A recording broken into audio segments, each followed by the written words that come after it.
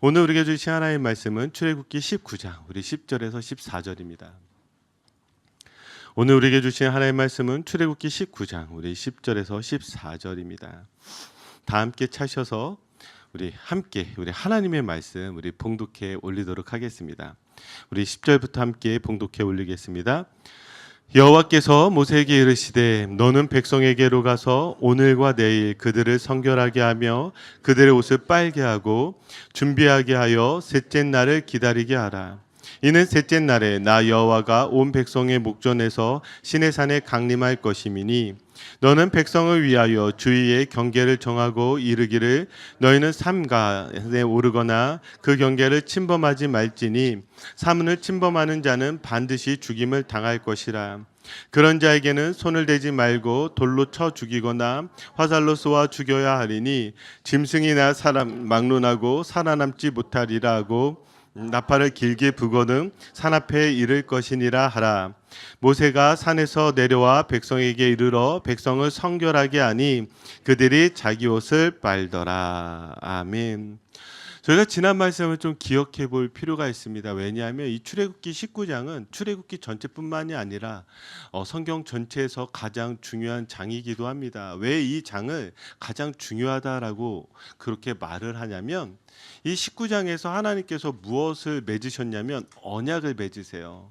그래서 이 언약에 대해서 우리가 좀 알 필요가 있는데 설교 시간에 이 언약을 다 좀 설명드리기는 좀 중복되어졌던 내용들도 있고 또 힘든 부분들도 있을 것 같아서요. 여러분들에게 좀 추천하는 것은 저희 교회 유튜브 채널에 들어가시면 언약 강의들이 쭉 있거든요. 그중에 모세 언약이라는 강의가 있습니다. 그래서 여러분들이 그 모세 언약 강의를 들으면 이 모세 언약이 시내산 언약이거든요. 그래서 여러분들이 한 15분 정도의 그 언약을 어떻게 맺게 되어지는지 하나님이 어떻게 맺으시는지를 알 수가 있습니다. 그래서 여러분들이 그것을 참조해서 들으시면 아마 이 출애굽기 19장을 더 은혜롭게 저희가 이 말씀을 받아들일 수 있을 것 같습니다.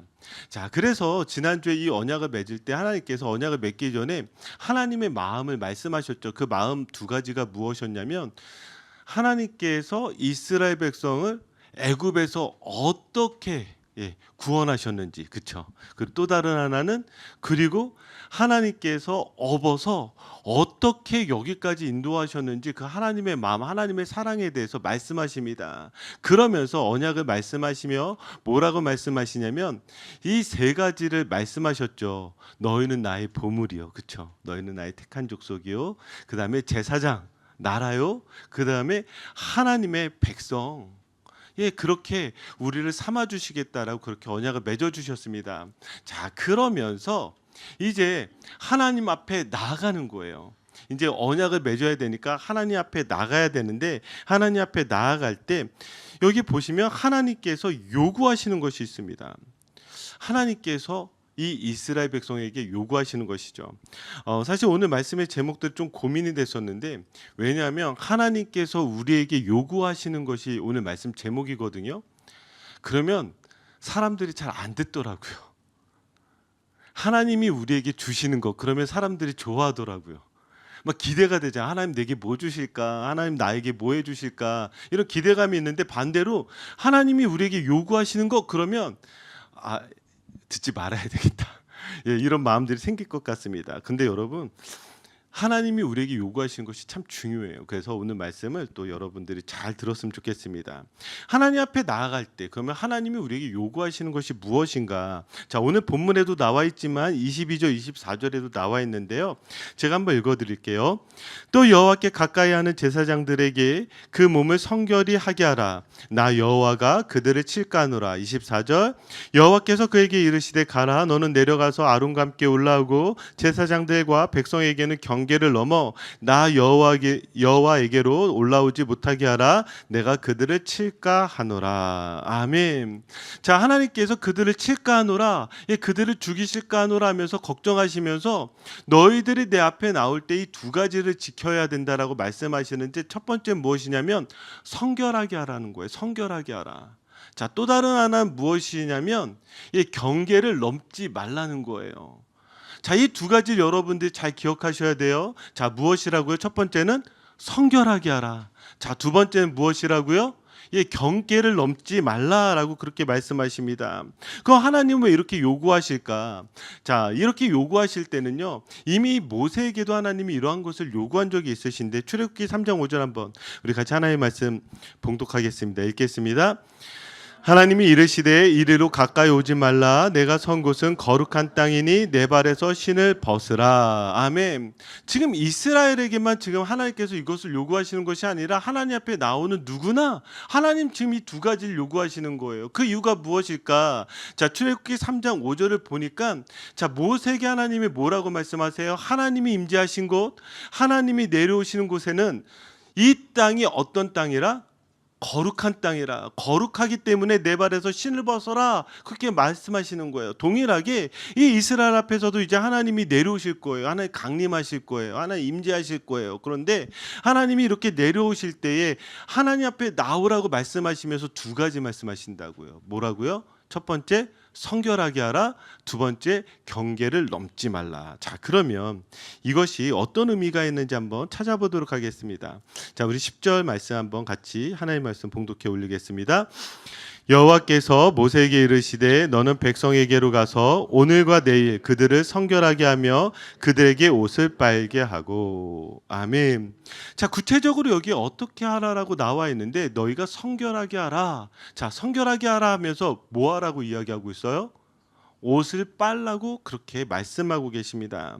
자, 그러면 먼저 이 성결이라는 단어를 우리가 좀 이해해야 되겠습니다. 성결이라는 단어는요, 히브리어로 카도시입니다. 카도시라는 말은 어떤 뜻을 가지고 있냐면 거룩하게 하다, 깨끗하게 하다라는 말이 있어요. 그러니까 이 성결이라는 단어와 거룩이라는 단어가 같은 단어라는 것을 우리가 알 수가 있습니다. 여러분, 거룩하면 이 거룩의 뜻이 무엇이죠? 우리가 교회에서 잘 배우신 분들은요, 거룩하면 이 거룩의 뜻을 구별되다라고 배우셨을 거예요. 그렇죠? 예, 끄덕이시면 돼요. 예, 끄덕이시면 돼요. 예. 많이 제가 말씀드렸었는데 구별되다, 구별하다, 하나님의 것으로 구별되고 구별하는 것이 거룩이라고 배웠을 것입니다. 그래서 우리가 가지고 있는 그 거룩에 대한 오해들, 예, 외향적으로 드러나는 뭔가 좀 다른 것 같은 그런 거룩한 모습들, 그런 것보다도 구별되는 것이 중요하다라고 아마 제가 여러분들 말씀드렸을 거예요. 그런데 거룩을 우리가 이해할 때에 사실은 이 거룩에 이 의미가 있다라는 것을 반드시 여러분들이 아셔야 돼요. 자, 이 단어, 이 거룩이라는 단어가 언제 가장 먼저 쓰여졌냐면 창세기 2장 3절입니다. 한번 말씀 보세요. 자, 여기 2장 3절을 보시면 하나님이 그 일곱된 날을 복되게 하사 거룩하게 하셨으니 이는 하나님이 그 창조하시며 만드시던 모든 일을 마치시고 그날에 안식하셨음이니라. 아멘. 자, 여기 복되게 하시고 거룩하게 하신 것을 언제 하신 거예요? 하나님께서 이 세상의 모든 것을 창조하시고 그리고 그 일을 마치신 후에 안식하시면서 이 날을 어떻게 하셨다고요? 복되게 하시고 거룩하게 하셨대. 이때 처음 쓰인 거예요. 그래서 여기 이 강조하는 것들을 보시면 이 창세기 2장 2절 3절을 보시면 이 안식을 하실 때에 이 앞에 꼭 이것을 붙입니다. 모든 일을 그치시고 모든 일을 마치시고. 자, 그럼 모든 일을 그치시고 모든 일을 마치셨다라는 것은 여러분 무엇을 그치시고 무엇을 마치신 거예요?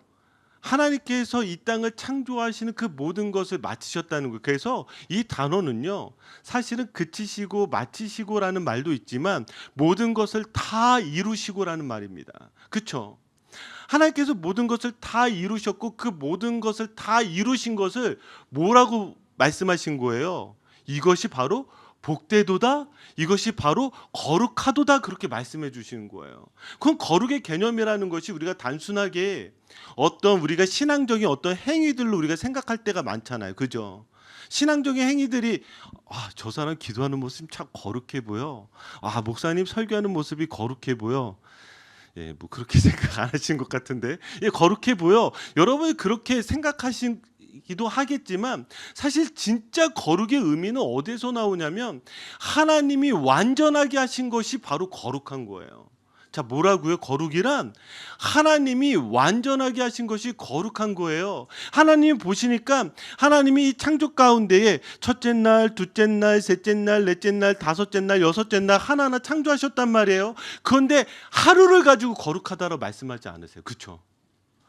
이 창조한 모든 것, 하나님이 창조한 이 모든 것이 다 이루어졌을 때 그것을 보고 거룩하다라고 말씀하세요. 그러면 자, 우리의 신앙이라는 것을 다시 이 거룩이라는 것을 가지고 생각해 보면 여러분들은 거룩하세요? 사실 우리가 거룩할 수가 없어요. 왜 거룩할 수가 없냐면 우리는 하나님의 그 완전함에 다다르지 못하잖아요. 우리 완전하지 않잖아요. 우리 무언가 불완전하잖아요. 그러면 우리가 거룩하다라고 말할 수 있는 것은 무엇에 오직 있습니까? 자, 베드로전서 1장 18절 19절 볼까요? 우리 같이 함께 말씀 읽겠습니다. 너희가 알거니와 너희 조상이 물려준 헛된 행실에서 대속함을 받은 것은 음이나 금같이 없어질 것으로 된 것이 아니요 오직 흠없고 점없는 어린 양 같은 그리스도의 보배로운 피로 된 것이니라. 아멘. 자, 우리의 거룩은 무엇을 통해서 이루어진다고요? 오직 예수 그리스도의 이 대속의 피, 이것을 통해서 우리가 완전해지고 거룩해지는 거예요. 그러면 이걸 다시 성결이라는 단어로 가져온다면 자, 우리가 이 땅 가운데서 얼마나 깨끗해지려고 해요. 그렇죠? 우리가 하나님 믿으니까 깨끗해지고 싶어요. 깨끗하게 살고 싶어요. 맞아요. 그런데 우리가 알게 된 건 무엇이냐면 내가 깨끗해지려고 해도 내가 깨끗해지지 않아요. 하나님의 이 완전한 깨끗함에 도달할 수 없다고요. 그래서 하나님이 우리에게 주신 것이 무엇이냐면 바로 이 구원의 방식이 예수 그리스도를 통해서 우리를 구원하신 거예요. 예수 그리스도를 통해서 우리를 깨끗게 하여 주신 것이죠. 여러분 이걸 믿으세요?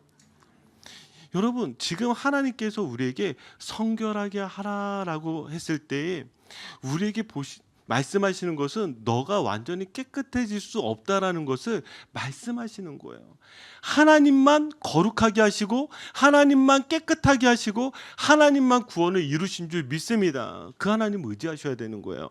자, 그럼에도 불구하고 자, 하나님이 여기 뭐라고 말씀하시냐면 아니 목사님 지금 성결하게 하라는 거 하나님만 하실 수 있다면서요. 하나님이 해주셔야 된다면서요. 그런데 여기 뭐라고 말이 나오냐면 옷을 빨라라고 그렇게 말이 나옵니다. 옷을 빨라.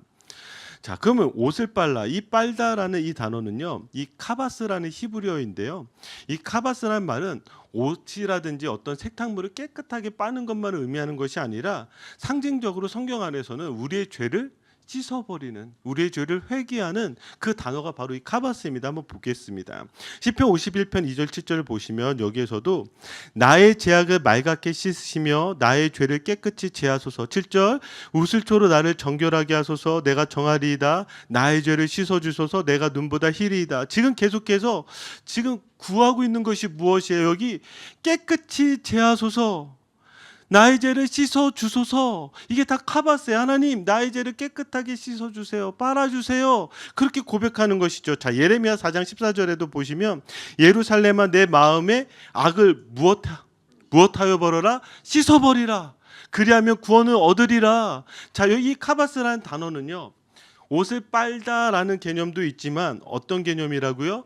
우리의 마음, 우리의 죄를 깨끗하게 씻어주소서, 깨끗하게 빨아주소서, 제하여 주소서, 바로 그런 의미가 있다라는 것입니다. 자, 그럼 다시 이제 이 말씀을 한번 생각해 보셔야죠. 하나님이 우리의 이 성결을 이루어 주셔야지만 이 성결이 이루어질 수 있는데 하나님이 지금 우리를 성결케 하시겠다라고 말씀을 하시지 않고 우리를 이미 성결하게 하셨기에 뭐라고 말씀하시냐면 너희들이 성결하게 하기 위해서 옷을 빨라라고 이야기해요. 그러면 이거를 가지고 다시 우리가 어떻게 생각할 수 있을까? 저는 이것을 가지고 묵상을 하면서 이런 마음이 생겼습니다. 우리에겐 본질도 필요하지만 형식도 필요하다. 속마음도 중요하지만 겉모습도 중요하다. 눈에 보이는 것으로 마음을 다 알 수 없지만 마음에 담긴 것이 눈에 보이는 것으로 나타난다. 저는 묵상 가운데 이런 마음이 생겼습니다. 제가 조금 더 설명을 해드리자면 제가 선교지에 갈 때마다 주일에 아이들이 교회를 오면 깜짝깜짝 놀래곤 합니다. 왜 제가 특별히 기억하는 마을이 어디냐면 이 멕시코의 베라크루즈라는 마을인데요. 이 베라크루즈가 크거든요. 거기에 이제 산들이 많이 있어요. 그러면 그 산지에 있는 교회들을 찾아가서 거기에서 여름 성경 학교를 해주고 주일날 이제 아이들을 예배 가운데 초대하는 것입니다. 그런데 주일날 아이들이 딱 오는데요. 제가 깜짝 놀랐어요. 남자아이들이요. 머리에 다 기름을 바르고 와요. 아주 멋있게. 머리는 안 감은 것 같아요. 근데도 머리에 기름을 쫙 바르고 교회에 옵니다. 그래서 왜 기름 바르고 왔어 하니까 아이들이 그래요. 하나님을 만나러 오는데 기름 바르고 와야죠. 그러니까 거기에 마을 안에서는요, 중요한 곳에 가거나 중요한 사람을 만날 때에 머리에 기름을 바르고 오는 것이 그 아이들의 정통이 뿐만이 아니라 그 마을의 정통인 거예요. 제가 그 아이들 보면서 옛날에 제가 어렸을 때 신앙생활하면서 저희 우리 신앙의 선배들, 어르신들이 어떻게 하나님을 믿었는지가 떠오르는 거예요. 정말로 옛날에는요, 주일날 목욕탕이 잘 됐어요. 왠 줄 아세요? 교회 가기 전에 목욕해야 되거든요. 깨끗하게 씻고 교회 가는 거예요. 그리고 저희가 뭐 캘리포니아 사신 분들에게는 뭐 추천하지 않습니다. 예, 머리에 기름도 쫙 바르시고요. 또 어떤 분들은요, 헌금을 다리미로 깨끗하게 다려서 하나님 앞에 드렸습니다. 저희가 그것들을 바라보면서 그런 생각을 해요. 왜 굳이 저렇게, 아유, 마음이 중요하지. 마음이 중요하지. 하나님 마음으로 정말 살아가는 게 중요하지. 뭔가 뭐 저렇게 보이는 거 종교적인 행동 아니야? 종교적인 행위 아니야? 근데요, 그렇게 하는 사람들에게 다시 물어보세요. 왜 그렇게 하는지. 왜 새벽부터 목욕탕에 가서 깨끗하게 몸을 씻을까요?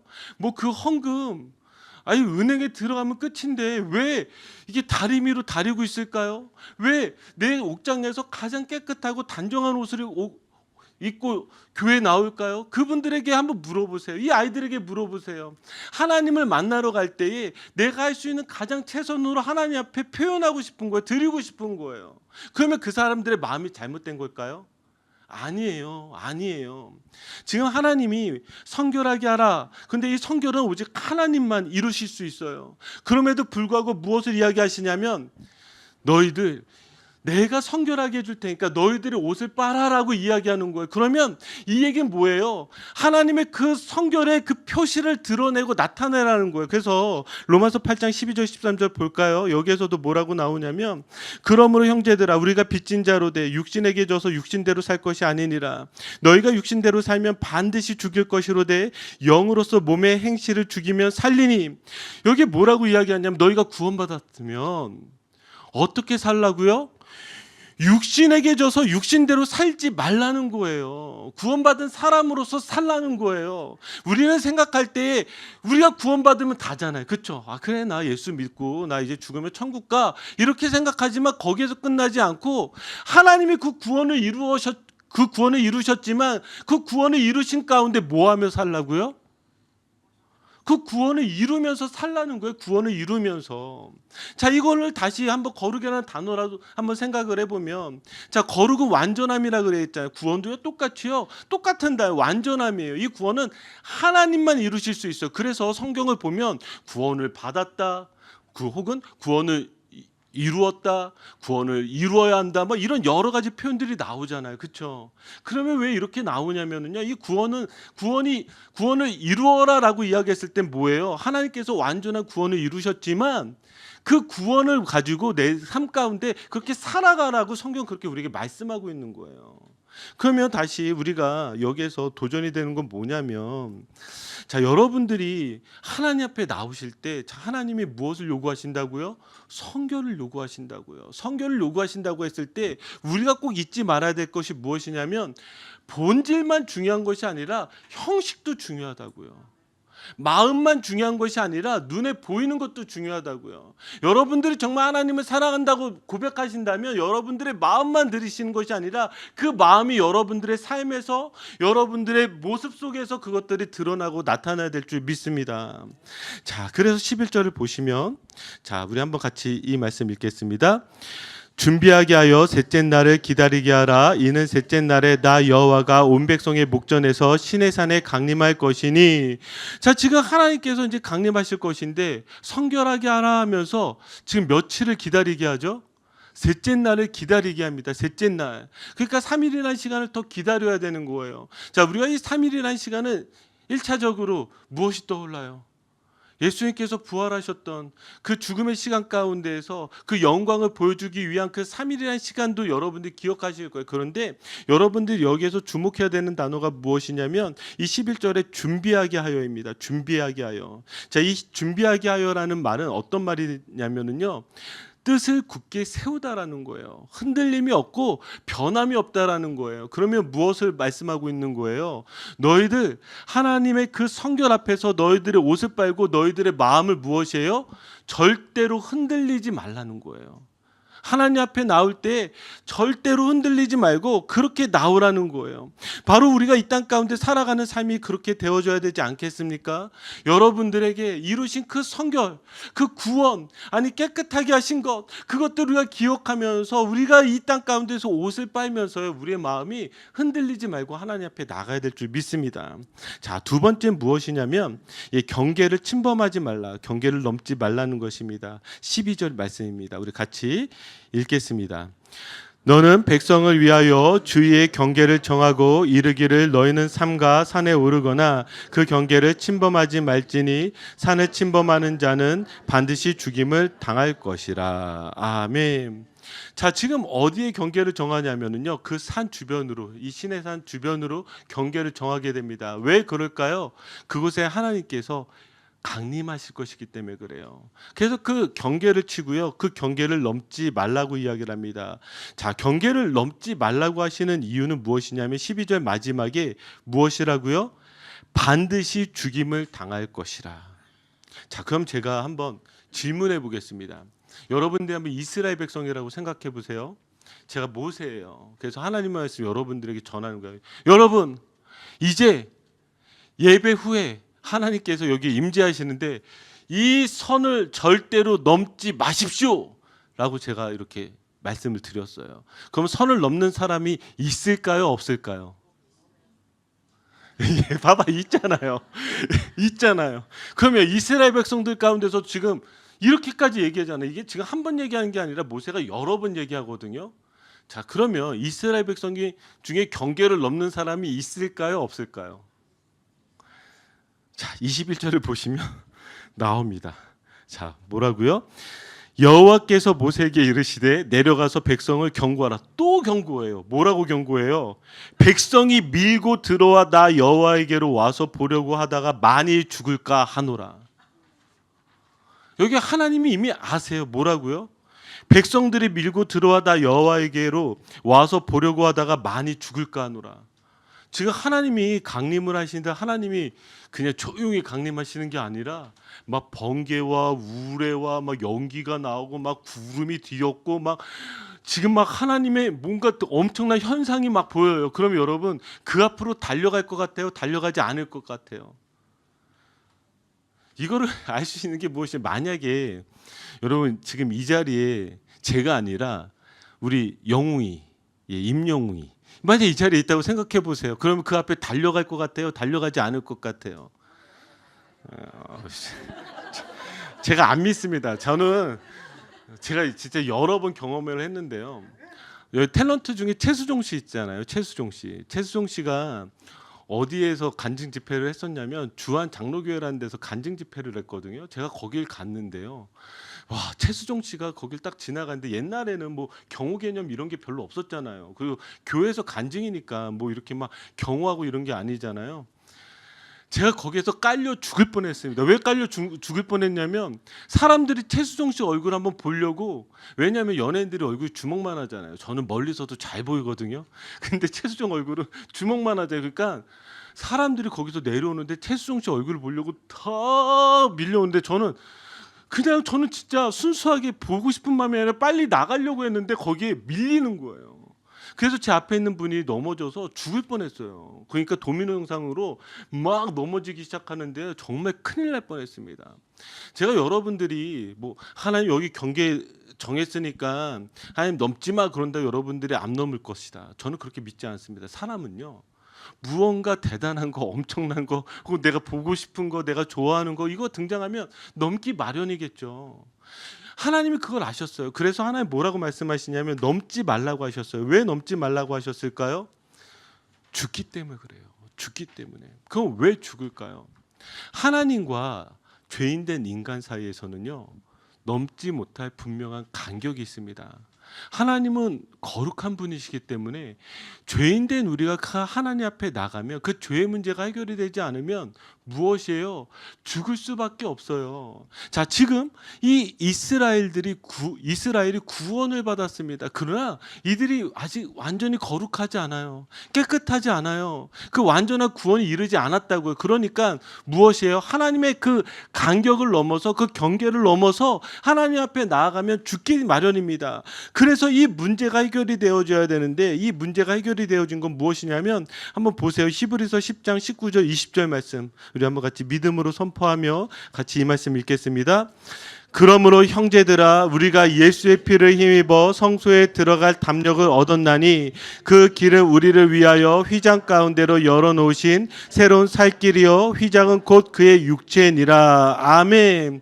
자, 지금 죄인과 하나님 사이에는 엄격한 간격이 있다고 말씀드리지 않았습니까? 그러니까 하나님과 죄인 사이에서는 도저히 건널 수 없는 강이 흐르는 것과 같다라고 말씀드리지 않았습니까? 그런데 그 간격, 그 경계를 허물어뜨린 것이 누구시냐? 바로 예수 그리스도시라는 거예요. 자, 예수 그리스도께서 무엇이에요? 그 십자가에서 죽으심으로 말미암아 여기에 무엇이라고 표현되어져 있냐면 성소에 들어갈 수 있고요. 그리고 그 안에 가로막혀져 있는 그 휘장을 찢으심으로 말미암아 하나님을 만날 수 있게 해주신 것이 바로 우리 주 예수 그리스도라는 사실입니다. 그러니까 우리 안에 이 말씀을 통해서 우리가 보게 되어진 건 무엇이냐면 하나님이 지금 이스라엘 백성들에게 성결하게 하라, 경계를 넘지 말라. 자, 이것은 도저히 우리가 해결할 수 없는 문제였다고요. 그런데 하나님께서 우리에게 예수 그리스도로 성결의 문제를 해결해 주시고 이 경계의 문제를 해결해 주셨다는 사실이죠. 이것이 우리에게 얼마나 감사합니까? 그래서 여러분들이 하나님 앞에 나아갈 수 있어요. 여러분, 하나님 임재하시면 여러분 도망 안 가셔도 돼요. 그냥 하나님 앞에 달려 나오시면 돼요. 하나님 부르시면 여러분 주저하지 않으셔도 돼요. 그 하나님의 부르심 앞에 여러분 나아가시면 됩니다.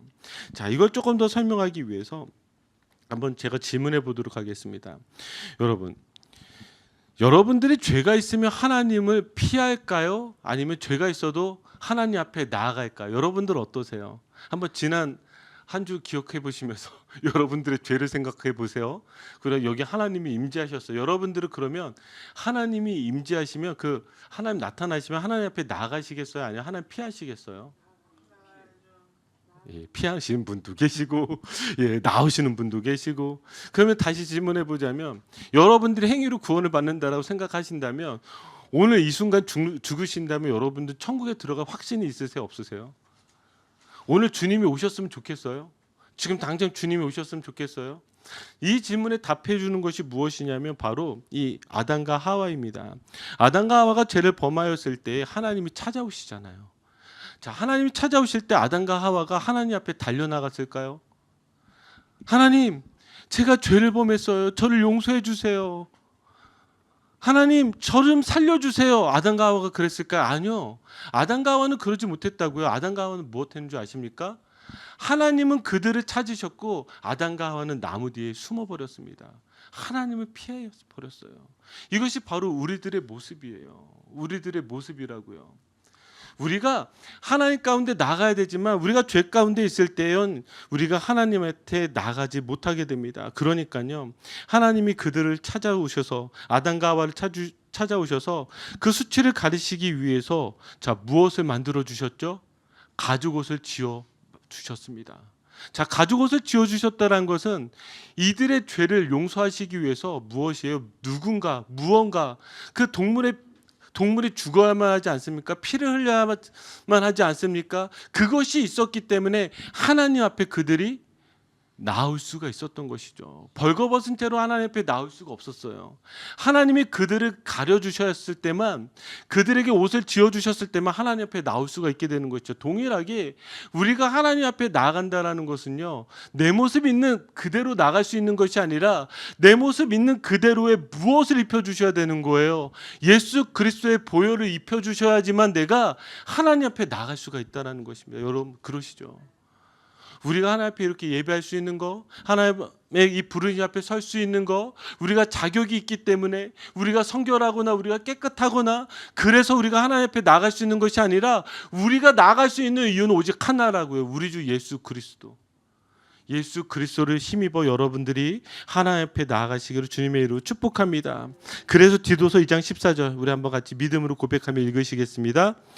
그가 우리를 대신하여 자신을 주심은 모든 불법에서 우리를 속량하시고 우리를 깨끗하게 하사 선한 일을 열심히 하는 자기 백성이 되게 하려 하심이라. 아멘. 여러분 이것을 믿음으로 함께 고백하였으면 좋겠습니다. 자, 여기에서 끝나지 않으시고 이제 드디어 하나님께서 이스라엘 백성들 앞에 강림하십니다. 내려오세요. 자, 16절 말씀 우리 같이 읽겠습니다. 셋째 날 아침에 우레와 번개와 빽빽한 구름이 산 위에 있고 나팔 소리가 매우 크게 들리니 진중에 있는 모든 백성이 떨더라. 아멘. 자, 이제 셋째 날이 되었습니다. 자, 그러니까 이제 하나님이 임재하세요. 그런데 구약 성경을 보시면 하나님이 현현하실 때, 하나님이 나타나실 때, 하나님이 강림하실 때 늘 이런 비슷한 모습으로 나오십니다. 우레와 번개와 빽빽한 구름, 이런 눈에 보여지는 그 현상으로 하나님께서 등장하세요.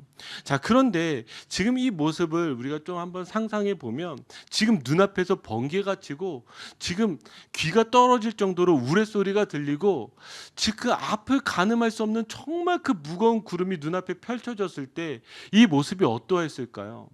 이 모습이 얼마나 무서운지요. 자, 16절 마지막 끝부분을 보면 여기에 다 떨더라 라고 나와 있습니다. 그러니까 하나님의 모습을 보았을 때 우리의 인간은요 다 떨 수밖에 없습니다. 무서울 수밖에 없어요. 그런데 여기서 여러분이 기억할 건 무엇이냐면 이스라엘 백성들이 여기 지금 떨고 있는데 도망갔을까요? 아니면 그대로 그 자리를 지키고 있었을까요?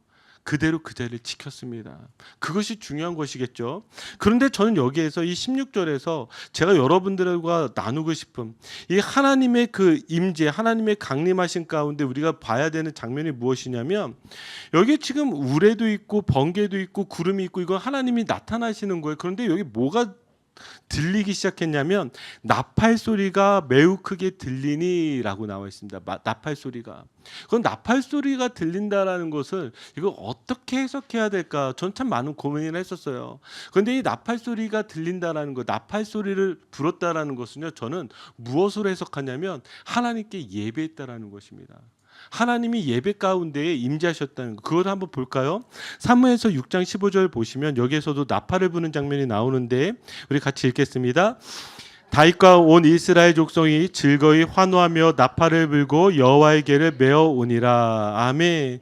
지금 다윗이요, 이 하나님의 언약궤를 오벳 에돔의 집에서 이 다윗성으로 옮기는 거예요. 그런데 그냥 언약궤를 옮기면 되잖아요. 이 언약궤를 옮기는 과정에서 다윗이 무엇을 하냐면 하나님 앞에 예배를 합니다. 자, 이 15절 앞에 14절에 무엇이 나오냐면요, 계속해서 다윗은요 제사를 드리고 이 언약궤 앞에서 춤을 추는 거예요.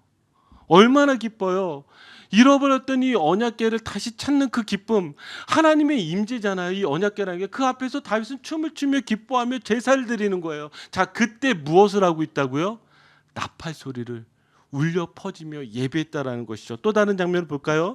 시편 47편 5절 6절을 보시면, 자, 우리 한번 같이 예배하는 마음으로 이 말씀 같이 읽겠습니다. 하나님께서 즐거운 함성 중에 올라가시며 여호와께서 나팔 소리 중에 올라가시도다. 찬송하라, 하나님을 찬송하라, 찬송하라, 우리 왕을 찬송하라. 아멘. 자, 여기에서도 예배 가운데 자, 어떤 소리 중에 하나님께서 올라가셨다고요? 나팔 소리 중에 올라가셨다고요. 찬송하라, 찬송하라, 찬송하라. 예, 이 나팔 소리는요 무엇이에요? 바로 이 예배의 소리라는 것입니다. 하나님은 예배 가운데 함께 하세요. 믿으세요? 예배 안에 하나님은 임재하길 원하신다라는 것이죠. 우리가 이곳 가운데서 예배하는 것은요, 바로 이 하나님의 임재를 갈망하는 것입니다. 그래서 저는 오늘 이 예배가 여러분들 안에 하나님의 임재를 갈망하고 하나님의 임재를 경험하기를 주님의 이름 축복합니다. 자, 그러면서 18절을 보시면 하나님이 이제 강림하시는데, 자, 같이 읽겠습니다. 시내산의 연기가 자욱하니 여호와께서 불 가운데서 거기 강림하심이라. 그 연기가 온깃가마 연기같이 떠오르고 온 산이 크게 진동하며. 아멘. 자, 여기에 지금 이 연기가 자욱하게 되고 하나님께서 강림하시는데, 특별히 어떻게 강림하시냐면 여호와께서 불 가운데서 거기 강림하심이라. 자, 모세에게도 하나님께서 나타나실 때 무엇으로 나타나셨죠? 불로 나타나셨죠. 예, 타지 않는 그 떨기나무 가운데 불의 현상으로 나타나신 것과 같이 지금 하나님께서 이 이스라엘 백성 앞에서도 불로 등장을 하십니다. 불로요. 그러면 왜 하나님이 불로 등장하는가? 저는 특별히 우리가 일단 모세의 그 말씀 가운데서도 우리가 이 불로 등장하신 이유에 대해서 찾아봤지만 제가 다른 의미 가운데서 좀 찾아보았는데요. 신명기 4장 24절입니다. 자, 우리 같이 읽겠습니다. 내 하나님 여호와는 소멸하는 불이시요 질투하시는 하나님이시니라. 아멘. 자, 하나님 불로 나타나시는데 하나님 불로 나타나시는 이유는 무엇이냐면 소멸하시는 불이에요. 소멸하시는 불. 그럼 이 소멸하는 것은 무엇을 소멸하게 하실까요? 바로 우리 가운데 죄로 인하여 더러워진 것들을 깨끗하게 하시는 바로 성결의 불입니다. 아니요, 우리 사이에 도저히 하나님과 넘어갈 수 없는 그 경계를 만들어버린 그 죄를 무엇이에요? 소멸케 하시는 그 불로 하나님께서 우리에게 오시는 거예요. 하나님께서 우리를 소멸케 하시는 그 불로 오셔서 우리를 하나님 앞에 설 수 있게 해주신다라는 거예요. 그런데 여기에 또 어떤 표현이 있냐면, 자, 보세요. 질투하시는 하나님이시래요. 질투하시는 하나님. 자, 그럼 질투하시는 하나님은 무엇인 거예요? 자, 우리가 이것을 일반적인 그냥 질투의 개념을 넘어서 이 질투를 왜 하죠? 너무 사랑하니까 질투하잖아요. 너무 사랑하니까. 그러면 무엇에 대해서 질투하는 거예요? 지금 이 이스라엘 백성들이 오직 하나님만 사랑하게 하기 위해서 하나님을 사랑할 수 있도록 그 사랑을 하지 못하게 하는 그 모든 것들을 소멸하게 하시는 불이라고 하나님께서 말씀해 주시는 것입니다. 사랑하는 성도 여러분, 하나님이 우리에게 왜 강림하셨는가? 하나님께서 왜 이스라엘 백성들을 찾아오셨는가? 그 이유는 오직 하나입니다. 이 신명기 4장 24절을 가지고 생각해 보면 하나님이 우리를 너무나 사랑하셔서 그 하나님 가운데 나올 때에 그 나오지 못하게 하는 것들을 불로 다 태우셔가지고 무엇이에요? 오직 하나님을 사랑할 수 있게 해주시기 위해서 우리를 찾아오신 줄 믿습니다. 자, 그러면 이제 말씀을 한번 정리해서 우리 한번 말씀을 기억했으면 좋겠는데요. 하나님께서 이스라엘 백성들을 애굽에서 구원하시고 시내산으로 이끄셨습니다. 그리고 그곳에서 하나님께서 강림하셨어요. 하나님은 이곳에서 두 가지를 요구하셨습니다. 성결하라, 경계를 넘지 말라. 오늘날 우리에게도 동일하게 예수님께서 찾아오셨습니다. 그리고 예수님은 스스로 도저히 성결할 수 없는 우리를 위해서 십자가의 보혈로 깨끗게 해주셨고요. 세우신 경계를 무너뜨리시고 간격을 사라지게 하시기 위해서 십자가에서 죽으셨습니다.